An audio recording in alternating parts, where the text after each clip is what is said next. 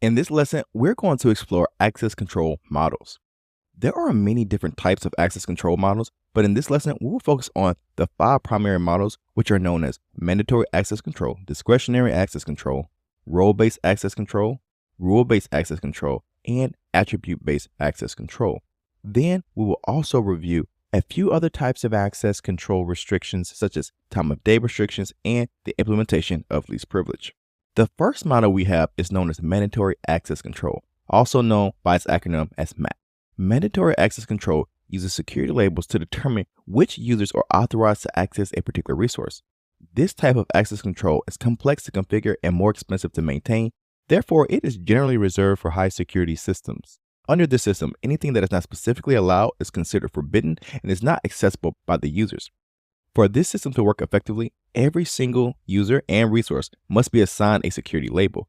If the user's level does not equal or higher to the resource's level, then the user is blocked from accessing that resource. For example, if you're working for the military, you have been labeled as having a secret clearance. You can access anything on the system that is labeled secret, confidential, or unclassified, since your secret clearance is at or above these 3 levels. But if you try to access a file labeled as top secret in a Mac-based system, you will be denied access since your secret clearance is lower than the required top secret clearance needed to view that file. The second model is known as discretionary access control, or DAC. With discretionary access control, a resource's owner is allowed to specify which user can access each resource.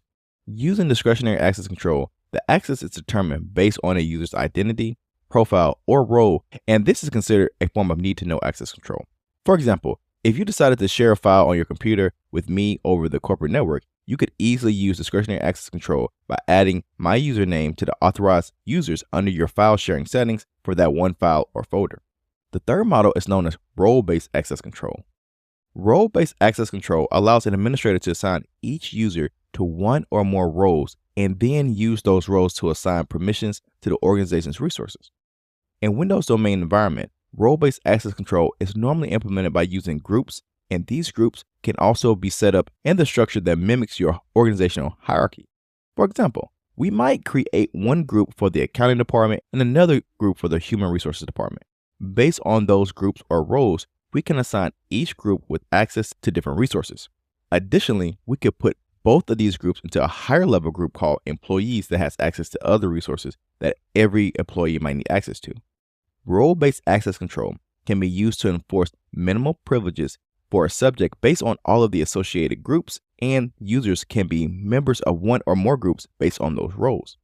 This type of access control works well for organizations with a high rate of employee turnover, since permissions are based on work role rather than an individual's username.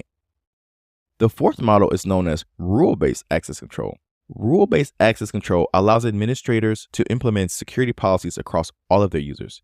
This allows for the use of rules that may be changed quickly and frequently. For example, access control lists are set up on routers and firewalls as a form of rule-based access control, and when they are implemented, they affect all users on a given network segment. The fifth model is known as an attribute-based access control, or ABAC. Attribute-based access control relies on a set of characteristics of an object to make an access control decision. User attributes include things like the user's name, role, organization, ID, or security clearance level. Environment attributes include things like the time of access, the location of the data, and the current organization's threat level. Resource attributes include things like the creation date of the file or object, the resource owner, the file name, and the data sensitivity. Depending on these various users, environment, or resource attributes, access is permitted or denied to the individual requesting access. For example, our company's SharePoint site on our intranet may look different when we log into it from our account than it does when our coworkers log in, based on what access rules are applied to our individual accounts and where we're logging in from, either from the corporate office or from our home office. So now that we have an understanding of the 5 basic models used in access control, let's take a quick look at time of day restrictions and the implementation of least privilege. With time of day restrictions, access control can limit access to resources based off the time of day that the request is made. This type of restriction is often used in conjunction with other access control models to provide an additional layer of security. For example, your organization might have regular working hours of 8 a.m. to 6 p.m. daily. And if someone tries to log into their workstation at 2 a.m., this could be blocked since it is outside of the normal working hours for your organization. This rule would therefore only provide access to our organization systems during a specific time period, and by configuring time of day restrictions, you can prevent insider threat based on malicious activity, since none of your users will have access to the system during irregular hours when malicious activity is most often carried out. Finally, let's take a look at the principle of least privilege. The principle of least privilege is a cybersecurity concept that states that the user is given the minimal levels of access necessary to complete his or her job functions and nothing additional. This principle is usually applied by choosing one of the 5 access control models we covered in this lesson, and they are then used to restrict the permissions granted to users, systems, and processes to the bare minimum necessary to perform their intended functions. For example, a user who only needs to read data from a database should not have the ability to write or modify data contained in that database. By limiting the user privileges in this way, the potential damage that they can cause either intentionally or unintentionally is greatly minimized. Another benefit of using least privilege is that it can help to mitigate the risk of an account being able to conduct a lot of actions if it was to become compromised by a threat actor. Another aspect of least privilege that you should implement is a continual review of your user's permissions to ensure that permissions or authorization creep is not occurring. Permission or authorization creep refers to the situation where a user acquires more and more rights as they move from one position to another within the company, and eventually they will have entirely too much access across your enterprise network based on their current job role. For example, if I just hired a new employee named Samantha to work in our student support department, she would be granted access to that department's permissions levels, including access to our student support systems, billing system, learning management system, and some others. But she would not have access to our production team's files or have the same levels of permission as they do. Now, if Samantha gets a promotion and moves to our business development department, she will get new permissions that match her new job function in that department. But if we don't remove her old permissions, she will now have permissions for both the student support and the business development departments. Now, let's fast forward another 12 months, and now Samantha finished a bunch of training and has become a full stack web developer. She also applies for a new position and gets one in our software development team. Now, she has 3 sets of permissions, but this violates the principle of least privilege. So when she accepts her promotion and moves into the software development team, her old permissions from the student support group and the business development department should be revoked to maintain high levels of data security for our systems and its sensitive data.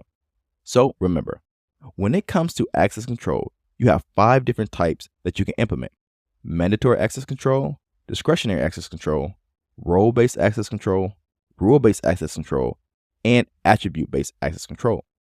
With mandatory access control, or MAC, the user is granted or denied access based on the policies dictated by the central authority. With discretionary access control, or DAC, the owner of the information or resource determines who can access it. With role-based access control, or RBAC, the access permissions are based on the roles within the given organization. With rule-based access control, also abbreviated as RBAC, user access is granted or denied based on a set of rules defined by a system administrator. With attribute-based access control, or ABAC, the user's access is granted or denied based on the attributes associated with a user, an action, or a resource. Also, access controls can have limits placed on the user's access to resources based on the time of day that a request is made.